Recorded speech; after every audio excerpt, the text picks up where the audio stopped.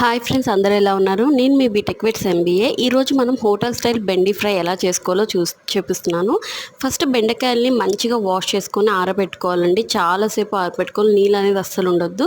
నీళ్ళు ఎక్కువ ఉంటే ఏమవుతుందంటే బంకగా ఉంటే అస్సలు ఫ్రై మంచిగా రాదు. మంచిగా తుడుచుకొని ఒక పొడి క్లాత్తో చిన్న చిన్న పీసెస్గా కొంచెం 1 ఇంచ్ కంటే కొంచెం ఎక్కువ చేసుకోవాలి. చేసుకున్న తర్వాత ఫ్రై చేసుకున్నప్పుడు మరీ మాడిపోవద్దు.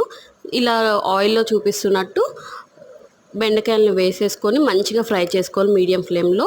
దాంట్లోనే కరివేపాకు కూడా వేసుకోవాలి. దంచిన వెల్లుల్లి వేసుకొని కొత్తిమీర, కారం, ఉప్పు, కొంచెం గరం మసాలా. ఇందులో కావాలంటే మీరు పల్లీలు కూడా వేసుకోవచ్చండి, మంచిగా ఫ్రై చేసుకున్న ఆయిల్లోనే.